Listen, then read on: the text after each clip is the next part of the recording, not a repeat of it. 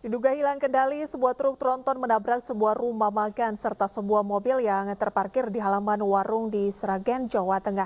Beruntung kecelakaan tersebut tidak memakan korban jiwa.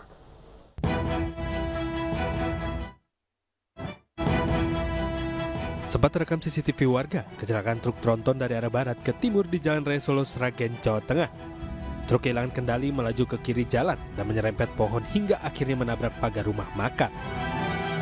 Setelah menabrak pagar, truk juga menabrak sebuah mobil yang terparkir di halaman rumah makan. Mobil tersebut mengalami kerusakan parah di bagian belakang dan samping. Kejadian tersebut menarik perhatian warga dan menyebabkan kemacetan lalu lintas di lokasi. Itu lepas, tiba-tiba setir itu buang ke kiri sendiri, tak banting ke kanan nggak bisa setirnya, dan ngiri terus, derotnya lepas.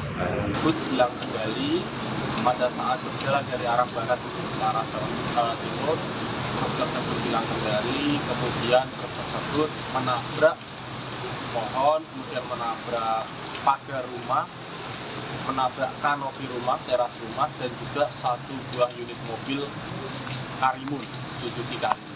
Untuk korban jiwa sendiri, alhamdulillah tidak ada. Beruntung kecelakaan tersebut tidak menimbulkan korban jiwa dan truk berhasil dievakuasi sekitar pukul 18.00 waktu Indonesia Barat. Dari Sragen, Jawa Tengah, Joko Piroso, iNews melaporkan. Tak terima ditegur dan dihina, seorang pemuda di Purbalingga, Jawa Tengah nekat menabrakkan mobilnya ke pengendara sepeda motor.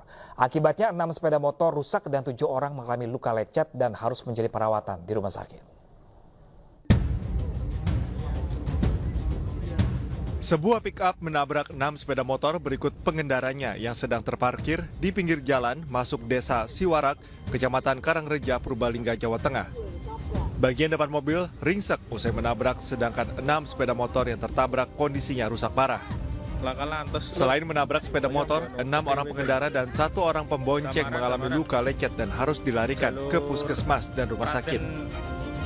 Peristiwa ini berawal saat pelaku IT 18 tahun berboncengan sepeda motor dengan kekasihnya melintas di depan 7 orang pelajar yang sedang duduk di pinggir jalan. Saat melintas, para pelajar menegur dan berkata kasar kepada pelaku. Pelaku yang tidak terima dengan perkataan korban lalu pulang dan mengambil pick-up, kemudian kembali ke lokasi dan langsung menabrakkan mobilnya ke arah para korban yang sedang duduk di atas sepeda motor. Masalah awal yaitu pada saat dia berboncengan dengan teman perempuannya belum masuk ke rumah, sempat dipancing atau dihina dengan kata-kata yang kurang enak dan ditantang untuk keladi atau ribut lah di daerah tersebut. Untuk korban ada berapa sih, Pak? Untuk korban kemarin dari kejadian tersebut ada 7, ya, tapi yang 5 hanya luka ringan untuk rawat jalan dan sudah pulang ke rumah masing-masing. Sedangkan yang 2 sementara masih dirawat di Rumah Sakit Hakim Wisata Purbalingga. Peristiwa ini masih ditangani Polsek Karangreja dan unit Laka Lantas Polres Purbalingga. Dari Purbalingga, Jawa Tengah, Catur Endi Purwanto, iNews melaporkan. Puluhan warga menggeruduk rumah yang diduga melakukan praktek aliran sesat di Jalan Dengsi Raju, Kota Makassar. Kedatangan puluhan warga ini usai menyaksikan tayangan di akun sosial media YouTube mengenai tata cara zikir yang disinyalir menyimpang dari ajaran Islam yang semestinya. Puluhan warga menggeruduk rumah yang disinyalir sebagai tempat praktik aliran sesat di Jalan Dengsi Raju, Kecamatan Makassar, Kota Makassar, Sulawesi Selatan. Kedatangan puluhan warga ini usai menyaksikan tayangan di akun media sosial YouTube mengenai tata cara zikir yang disinyalir menyimpang dari ajaran Islam yang semestinya. Banyaknya warga yang berkumpul membuat suasana kian mencekam. Beruntung polisi yang tiba di lokasi bersama tokoh masyarakat berhasil menghalau massa yang ingin masuk ke dalam rumah tersebut.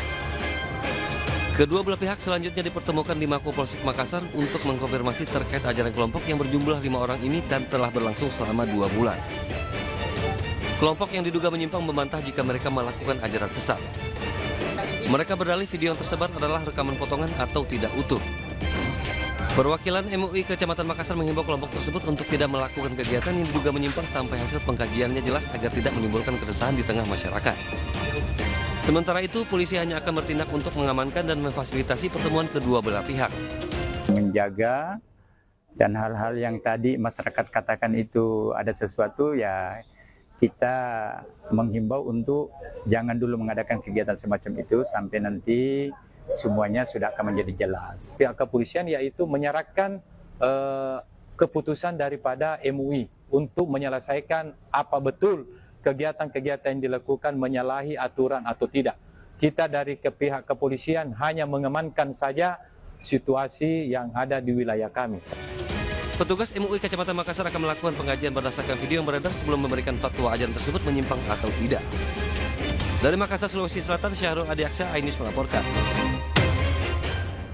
Pemirsa, insiden memalukan dipertunjukkan dua pimpinan di Kabupaten Rokan Hilir Riau. Bupati Afrizal Sintong dan wakilnya Bupati Sulaiman bersitegang dan nyaris baku hantam. Sementara video cekcok Bupati Solok dengan seorang caleg DPRD Provinsi Sumatera Barat juga viral di media sosial.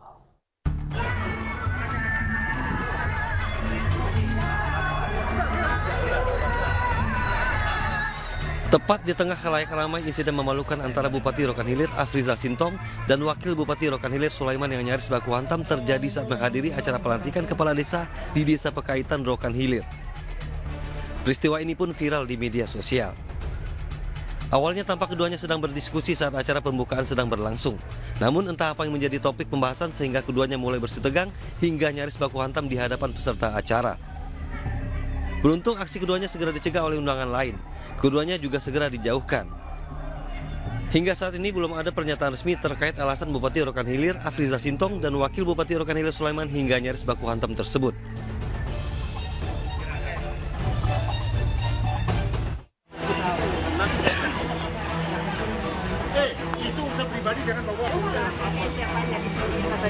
Video cekcok antara Bupati Kabupaten Solok dengan seorang caleg DPRD Sumatera Barat di lapangan Nagari Koto Gadang Guguk, Kecamatan Gunung Talak, Kabupaten Solok, Sumatera Barat viral di media sosial. Aksi saling dorong terjadi saat keduanya sama-sama terpancing emosi. Beruntung kericuhan tersebut dilerai oleh petugas kepolisian. Diketahui cekcok bermula saat caleg bernama Bahlul mempertanyakan kepada Bupati Solok Epi Adi Asda tentang pemecatan istrinya yang bekerja sebagai honorer di Rumah Sakit Umum Arsuko Solok. Sang caleg menuding pemecatan tersebut berunsur politis karena tidak ada alasan yang jelas terkait pemecatan istrinya. Kemarahan Bupati kepada saya sehingga istri saya akhirnya diberhentikan. Ini saya sampaikan karena setelah saya tanyakan ke Direktur Rumah Sakit, beliau tidak bisa menjelaskan apa alasan istri saya diberhentikan setelah honor selama 17 tahun. Sementara Bupati Solok belum memberikan pernyataan resmi terkait insiden ini. Dari Padang, Sumatera Barat, Budi Sunandar, iNews melaporkan. Ya, pemirsa, National Corruption Watch atau NCW mengungkapkan pernyataan dugaan keterlibatan artis papan atas Raffi Ahmad tentang pencucian uang.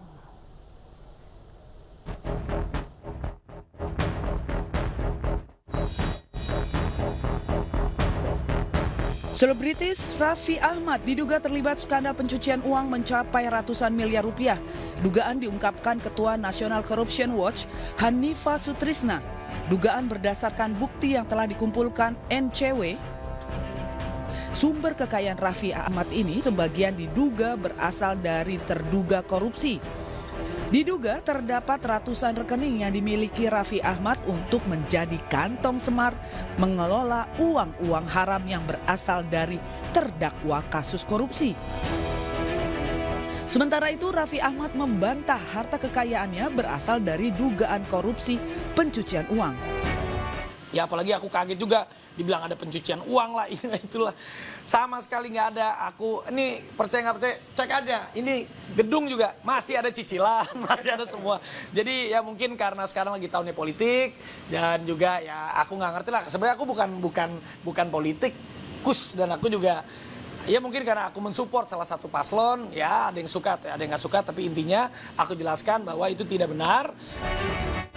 Diketahui Raffi Ahmad merupakan tim ses pasangan calon presiden dan wakil presiden nomor urut 2 Prabowo Subianto dan Gibran Rakabuming Raka. Kehadirannya sering terlihat pada kampanye paslon yang dikenal dengan tarian gemoy tersebut. Tim Liputan iNews melaporkan.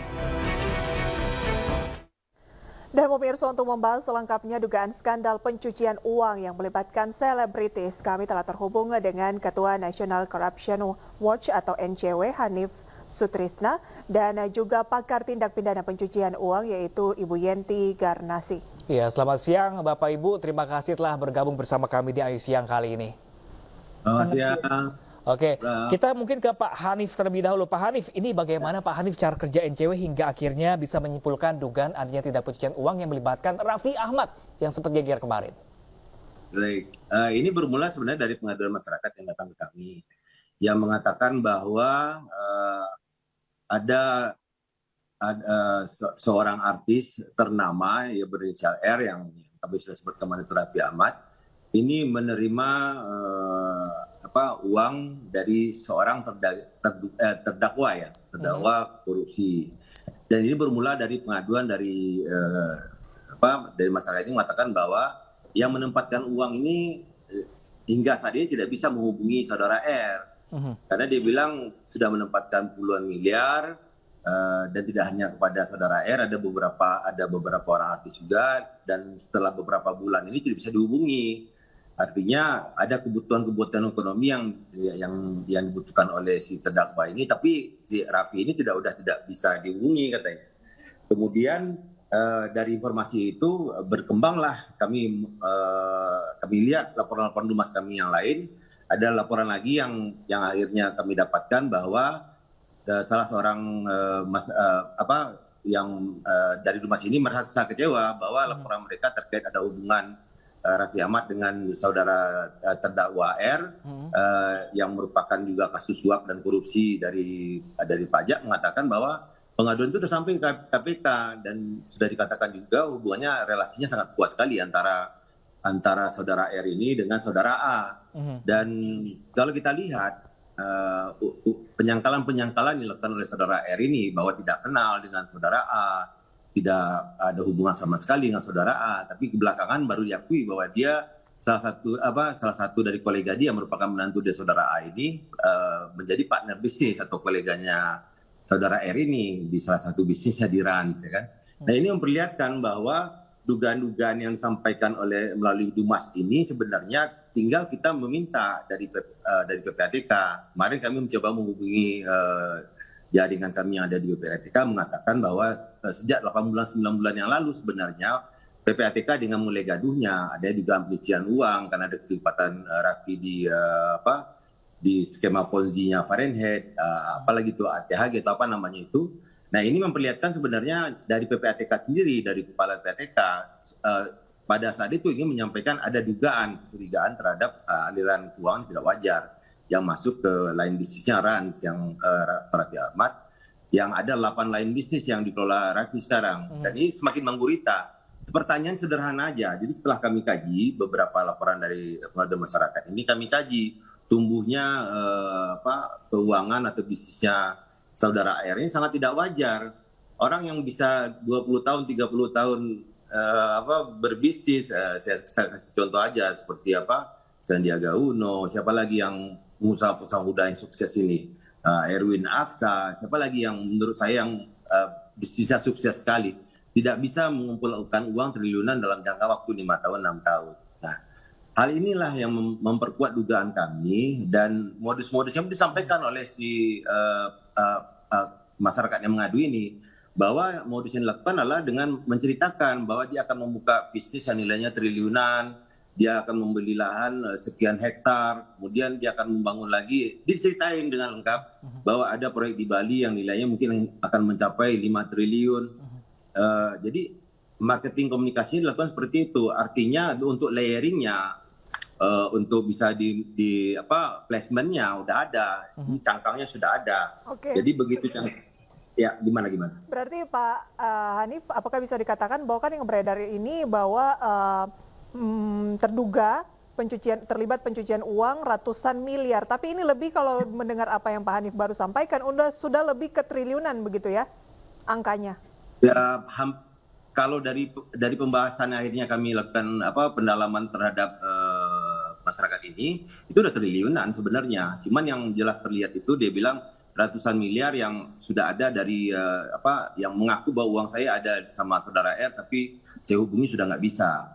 Saya katakan, boleh nggak saya ungkap terang-terangan? Saya bilang kan, kalau boleh terang-terangan, dia bilang bukan, dibilang nanti uang itu saya dibilang akan lebih berat hukuman saya. Saya bilang enggak, untuk ungkap kebenaran, saya bilang kan, karena kalau nggak diungkap uangnya juga nggak akan kembali. Saya bilang ya namanya uang kejahatan, kalau diakui ya kejahatannya akan lebih terungkap. Tapi saya bilang ya saya spill ininya aja ya, boleh ya saya izin dulu bang ke orangnya. Tapi ini nyata.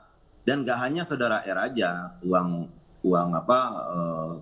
yang terdakwa yang lagi di lembaga pemasyarakatan ini tempatkan gitu. Oke, baik. Kita beralih ke pakar TPPU, ada Ibu Yenti Ganarsi. Ibu Yenti, ini tanggapannya gimana terkait temuan NCW, dan apalagi ini kasus Raffi Ahmad ini bukan sekali terjadi dugaan terkena tindak pidana pencucian uang. Seperti apa tanggapannya Ibu Yenti?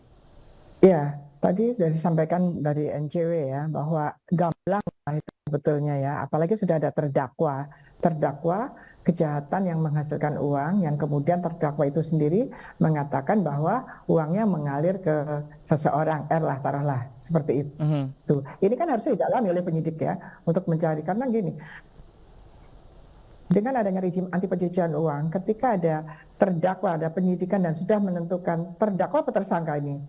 Kalau di polisi masih tersangka. Kalau tersangka apalagi terdakwa, waktu tersangka itu uang terus dilihat. Ini uang yang dilakukan oleh A, tadi kalau nggak salah disebutkan, kejahatan itu korupsi atau apapun ya, kejahatan ekonomi, ini kemudian dia menanyakan kepada seseorang R. Artinya apakah menanyakan dalam artian bahwa uang itu sudah dialirkan ke sana. Artinya kalau sudah ada kejahatan kemudian mengalir ke R misalnya, atau ke A atau ke B lah, mengalirnya uang hasil kejahatan, itulah namanya TPPU. Dan hanya dengan TPPU itu sajalah yang paling bisa diharapkan bahwa ia akan terungkap semua, kemudian uangnya di mana. Karena tadi kan disebutkan bahwa ada pajak korupsi, atau mungkin banyak hal yang kita masih bertanya-tanya ketika kita tidak lupa bahwa PPATK menyatakan belum lama ada 15 bendahara partai yang menerima harta kekayaan aliran dana untuk bendahara partai. Bendahara partai itu pasti sudah ada nama dan menerima aliran dana hasil kejahatan, karena laporan dari PPATK yang diserahkan kepada penyidik atau dirilis pada waktu dengan resmi itu adalah LHA, laporan hasil analisis. Jadi bukan hanya laporan seperti Dumas tadi, Dumas bukan. Oke. Itu sudah didalami setelah Duma, kemudian mengalir lagi. Dan ini nanti kemudian yang bersangkutan tergabung dalam paslon tertentu. Nah, ini nanti akan ada TPPU lagi, yaitu hasil kejahatan yang awal dari A ke R misalnya, kalau ini betul, R ke partai, ini dia TPPU-nya juga sudah ada dua layer TPPU lagi gitu. Ini berbahaya sekali untuk kita mencapai pemilu yang jurdil ya, untuk menjadikan satu orang-orang pemimpin yang baik yang tidak tercemar dari hasil kejahatan. Jadi ini harusnya PPATK segera cepat, penyidik juga cepat diperiksa. Apalagi nama-nama ini kan beberapa kali betul. Saya juga waktu bicara di ponsi sering disebutkan namanya, tapi ya hilang begitu saja. Iya, kalau berbicara demikian, Mbak. Yang Ibu Yenti baru saja sampaikan, bahwa dikatakan juga bahwa inisial R ini sudah berkali-kali dicuatkan namanya terlibat pencucian uang. Kenapa baru saat ini makin hangat ketika memang R ini ada kaitannya dengan paslon tertentu menjadi tim sesnya? Bagaimana pandangan Anda? Pandangannya bisa nggak dibalik? Kenapa yang dulu-dulu tidak gitu kan? Yang dulu-dulu tidak, apa memang clear gitu kan? Atau sekarang ada desakan lebih karena kita apapun ya, ada suatu keresahan, ada suatu kekhawatiran, ada suatu keprihatinan dengan dinamika berpolitik sekarang ini, berkampanye, melakukan satu kegiatan-kegiatan untuk mendapatkan pemimpin-pemimpin dengan berbagai asumsi dalam masyarakat bahwa ada beberapa pelanggaran hukum yang dibiarkan, misalnya begitu. Kita tidak mau sekali nanti pemimpin yang terpilih itu, yang harusnya amanah, justru dia menerima hasil kejahatan dan kemudian demokratisasi industri ini menjadi cacat. Ini yang kita jaga. Jangan sampai orang-orang jahat culas itu terlibat dalam kampanye dan masuk kepada pemerintahan baik langsung maupun secara terafiliasi. Ini harus kita jaga terus dengan waktu yang tinggal sedikit ini, mestinya cepat-cepat. Saya sih berpikir jangan ada paradigma yang terbalik lagi bahwa karena ini sedang mendekati hari H, kemudian kasus-kasus ini malah nanti justru tidak. Ini harusnya menjadi saringan untuk siapa saja yang bisa berkontribusi dalam pemilu itu. Ini harusnya buru-buru, waktunya masih sedikit, tapi sudah sangat jelas ya, terdakwanya sudah ada. Oke, kita ke Pak Hanif. Pak Hanif, lalu langkah selanjutnya dari NCW apa nih Pak untuk mengusut kasus ini apa saja? Jadi begini, ini saya menyambung dari apa sampaikan Bu Yanti tadi. Ini ada beberapa kejanggalan yang terjadi belakangan ini yang menurut kami penindakan atau pencegahan atau terhadap korupsi ini sekarang sangat lemah sekali. Di mana lemahnya kami lihat? Lemah yang pertama adalah kemarin ada terduga korupsi mantan gubernur ya kan. Begitu diperiksa kantornya, pada salah satu paslon. Ya, kemudian kemarin lagi, baru hari Kamis yang lalu, Bupatinya Sidoarjo itu diduga melakukan korupsi dan akan di-OTT. Nah, tiba-tiba kemarin sang Bupati ini bisa hadir di kampanyenya Paslon 02 dan menyatakan dukungan pada Paslon 02.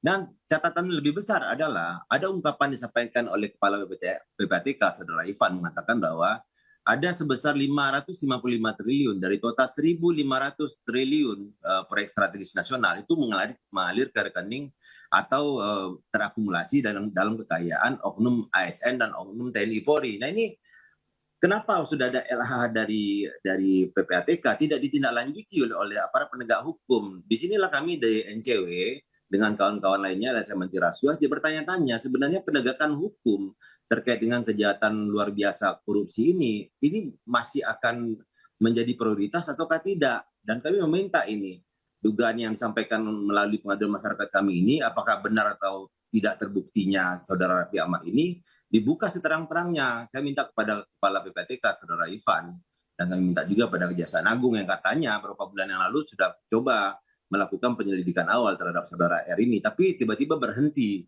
Dan ini bagi kami, rakyat Indonesia, pesta demokrasi ini jika dicederai dengan adanya aliran uang yang berasal dari tindak pidana korupsi atau tindak pidana kejahatan lainnya, ini sangat meresahkan.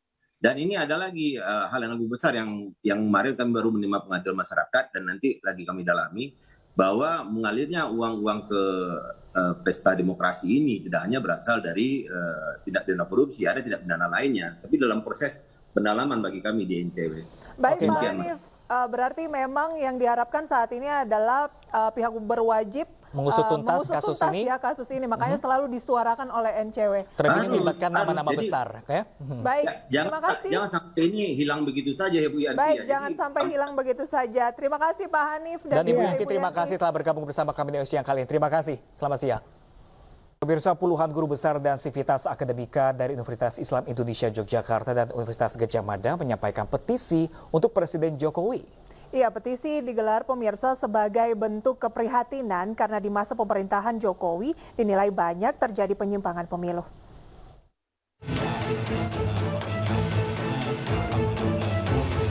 Petisi untuk Jokowi disampaikan oleh puluhan guru besar pimpinan dan sivitas akademika Universitas Islam Indonesia.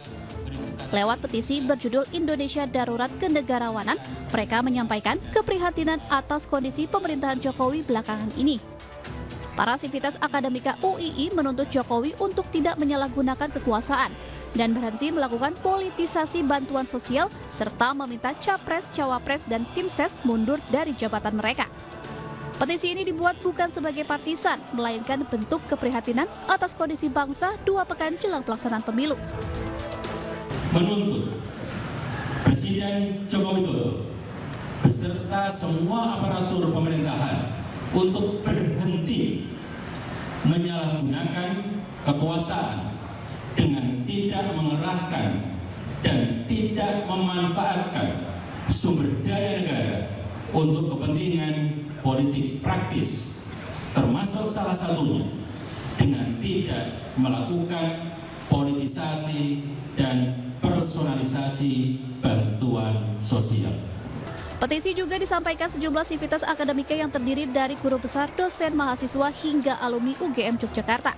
Menyampaikan petisi untuk Presiden Joko Widodo, mereka menilai banyaknya terjadi penyimpangan selama masa pemerintahan Jokowi.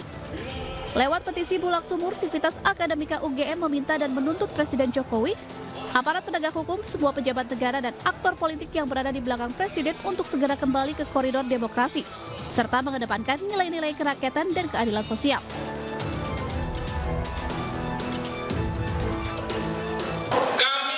Menyesalkan tindakan-tindakan menyimpang yang justru terjadi pada masa pemerintahan Presiden Jokowi yang juga merupakan bagian dari keluarga besar Universitas Gadjah Mada atau UGM. Pelanggaran etik di Mahkamah Konstitusi, keterlibatan sejumlah aparat penegak hukum dalam berbagai demokrasi perwakilan yang sedang berjalan, dan pembenaran Presiden tentang keterlibatan pejabat publik dalam kampanye politik serta netralitas dan keterpihakan merupakan wujud penyimpangan dan ketidakpedulian akan prinsip demokrasi. Mereka juga mendesak DPR dan MPR untuk mengambil sikap dan langkah nyata dalam menyikapi berbagai gejolak politik yang terjadi selama pemilu 2024. Dari Yogyakarta, Sunarto Farhan, Heru Trijoko, iNews melaporkan. Pemirsa, Mahfud MD resmi mengundurkan diri sebagai Menko Polhukam. Pagi ini Mahfud jalan pagi dengan para staf Kemenko Polhukam sekaligus berpamitan. Sejak pukul 7:35 waktu Indonesia Barat, Mahfud MD telah tiba di kantor Kemenko Polhukam.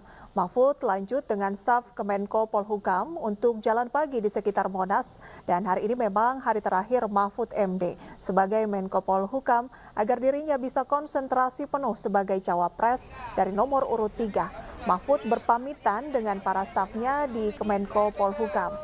Mahfud MD berpesan pada seluruh mantan jajarannya agar netral dalam pemilu di tahun 2024 ini.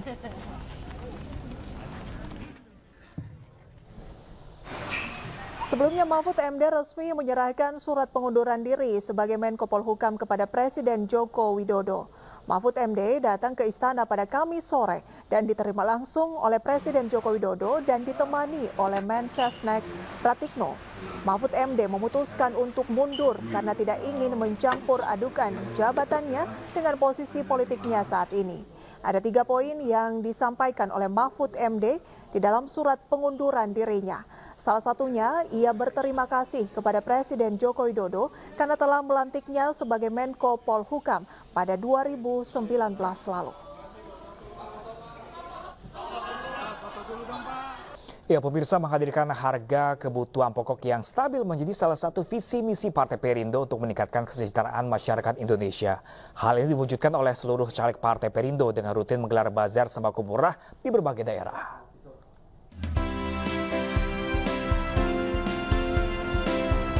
Hujan deras tidak menyurutkan antusias warga Desa Ngantru di Kecamatan Ngantru, Kabupaten Tulungagung, Jawa Timur untuk mengantri bazar minyak goreng murah yang digelar caleg DPR RI Dapil 6 Jawa Timur dari Partai Perindo, Vena Melinda. Tak hanya bazar minyak goreng murah, Vena Melinda juga membagikan kalender dan hadiah gelas cantik bagi masyarakat yang bisa menjawab pertanyaan seputar Partai Perindo. Partai Perindo buat acara yang namanya Basar Tebus Minyak Murah 5.000 untuk 1 liter dengan kualitas yang terbaik. Jadi ini sebagai tanda bahwa Partai Perindo bekerja untuk masyarakat secara nyata dengan program pro rakyat. Alhamdulillah saya bersyukur mendapatkan minyak goreng. Semoga Ibu Melinda besok mendapat kemenangan di Partai Perindo. Bazar minyak goreng murah juga digelar di Desa Serut, Kecamatan Boyolangu. Kegiatan ini digelar untuk membantu meringankan ekonomi masyarakat di tengah melonjaknya sejumlah harga kebutuhan pokok. Program pro rakyat Partai Perindo terus digaungkan ke tengah masyarakat, sekaligus mengenalkan Capres-Cawapres Ganjar Mahfud sebagai pemimpin pilihan pada Pilpres 2024. Dari Tulungagung, Jawa Timur, Anang Agus Faisal, iNews melaporkan. kasih pemirsa, Anda kembali bersama kami. PT Bank Syariah Indonesia TBK mencatat perolehan laba bersih di sepanjang tahun 2023 sebesar 5,7 triliun rupiah atau tumbuh 33,8% bila dibandingkan dengan tahun sebelumnya. Ya, pemirsa, pertumbuhan kinerja yang bagus ini diharapkan Direktur Utama BSI Heri Gunardi dapat terus berlanjut karena masih adanya ruang pertumbuhan perbankan syariah di Indonesia yang sangat luas.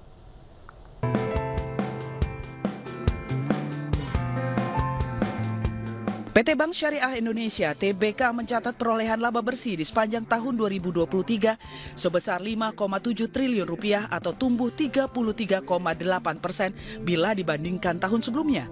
Capaian pertumbuhan laba BSI ini ditopang oleh beberapa faktor yang tumbuh double digit seperti di sektor penyaluran pembiayaan, penghimpunan dana pihak ketiga, hingga strategi dan model bisnis yang tepat serta fleksibel. Direktur Utama BSI Heri Gunardi mengatakan pertumbuhan kinerja yang bagus ini diharapkan dapat terus berlanjut karena masih adanya ruang pertumbuhan perbankan syariah di Indonesia yang sangat luas. Laba bersih BSI di 2023 menyentuh angka 5,7 triliun, mengalami pertumbuhan sebesar hampir 34%. Nah, pertumbuhan yang bagus ini, yang tinggi dan semuanya double digit, perlu kita syukuri bahwa sebetulnya upside ataupun white space untuk pertumbuhan perbankan syariah di Indonesia itu masih sangat luas. Nah, mudah-mudahan ini akan terus berlanjut ya, positif. Berdasarkan kinerja BSI di triwulan keempat tahun 2023, penyaluran pembiayaan BSI meningkat 15,7% menjadi 240,3 triliun rupiah. Sedangkan penghimpunan dana pihak ketiga juga meningkat 12,35% menjadi 293,7 triliun rupiah. Selain itu, fee based income naik 12,1% menjadi 4,16 triliun rupiah. Selanjutnya, rasio kecukupan modal BSI juga meningkat 74 basis poin menjadi 21%. Dari Jakarta, Riki Anwardi, iNews melaporkan. Ya, pemirsa, bagi Anda para pecinta kuliner pedas dan segar, Anda bisa mencoba sensasi masakan mie kopiok dan jahe rempah khas Demak, Jawa Tengah. Ya, selain badan sehat, kuliner ini sangat cocok dinikmati saat musim hujan.